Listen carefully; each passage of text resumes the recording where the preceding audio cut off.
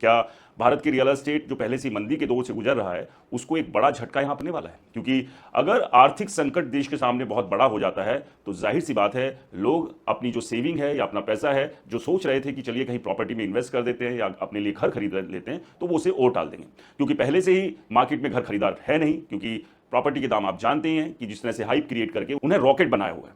तो अब ऐसे में ये अपील और कितना असर डालेगी? क्या सच में एक भगदड़ वाली सिचुएशन रियल एस्टेट सेक्टर में मचने वाली है? क्या बिल्डरों की टेंशन बढ़ने वाली है? आज इसी पर बात करें, क्योंकि रियल एस्टेट मार्केट सिर्फ ईंट पत्थर का खेल नहीं है, ये पूरी तरह सेंटीमेंट इकोनॉमी पर चलता है। अगर लोगों को लग जाए कि आने वाला समय आर्थिक रूप से कठिन और मुश्किल हो सकता है तो सबसे पहले क्या रुकता है? लग्जरी स्पेंडिंग, और करोड़ों की प्रॉपर्टी खरीदना भी उसी लग्जरी स्पेंडिंग का एक हिस्सा है। इस समय इंडिया का रियल एस्टेट मार्केट वैसे ही एक अजीब मोड़ पर खड़ा है। ऊपर से हेडलाइंस लगातार बता रही है कि प्रॉपर्टी प्राइस रिकॉर्ड हाई पर है, लग्जरी हाउसिंग की डिमांड बढ़ रही है, करोड़ों के फ्लैट्स बिक रहे हैं, लेकिन अंदर की कहानी दोस्तों अलग है। कई रिपोर्ट्स इशारा कर रही है कि सेल्स ग्रोथ धीमी पड़ने लगी है और इन्वेस्टर्स अब एग्जिट स्ट्रेटेजी ढूंढ रहे हैं।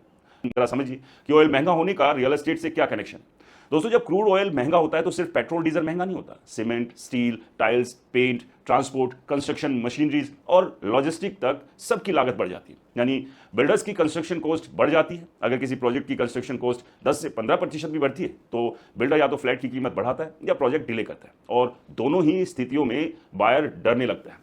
यही वजह है कि कई डेवलपर्स इस समय नए लॉन्चेस को लेकर सावधानी बरत रहे हैं, खासकर लग्जरी सेगमेंट में, क्योंकि लग्जरी प्रॉपर्टी खरीदने वाले बायर्स कौन होते हैं? एनआरआई इन्वेस्टर्स, एचएनआई फैमिलीज, बड़े बिजनेसमैन, स्टॉक मार्केट में पैसा लगाने वाले इन्वेस्टर्स, और वो लोग जो गोल्ड या इक्विटी से पैसा निकालकर रियल एस्टेट में लगाते हैं। लेकिन अब जब प्रधानमंत्री खुद लोगों से कह रहे हैं कि गोल्ड मत खरीदो, फ्यूल बचाइए और विदेश यात्रा रोकिए, तो इससे मार्केट में एक साइकोलॉजिकल फियर पैदा होता है कि शायद सरकार को आने वाले आर्थिक दबाव की आशंका है। और रियल एस्टेट में सबसे पहले क्या टूटता है? कॉन्फिडेंस। अगर बायर को लगने लगे कि आने वाले महीनों में इकोनॉमी स्लो हो सकती है, जॉब मार्केट दबाव में आ सकता है या महंगाई बढ़ सकती है, तो वो करोड़ों की लग्जरी प्रॉपर्टी खरीदने का फैसला टाल देते हैं।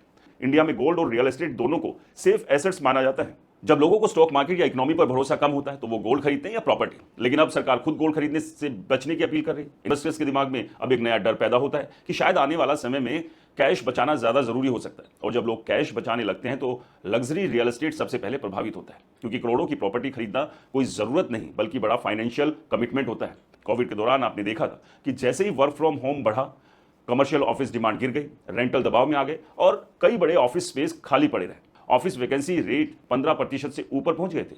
अब अगर फिर से हाइब्रिड या WFH यानी वर्क फ्रॉम होम बढ़ता है तो कमर्शियल रियल एस्टेट की ग्रोथ धीमी पड़ सकती है, कोवर्किंग कंपनियों पर असर पड़ सकता है, मेट्रो सिटीज में रेंटल्स की ग्रोथ कमजोर हो सकती है, और सबसे बड़ा असर उन इन्वेस्टर्स पर पड़ सकता है जिन्होंने कमर्शियल प्रॉपर्टी में भारी पैसा लगाया हुआ है।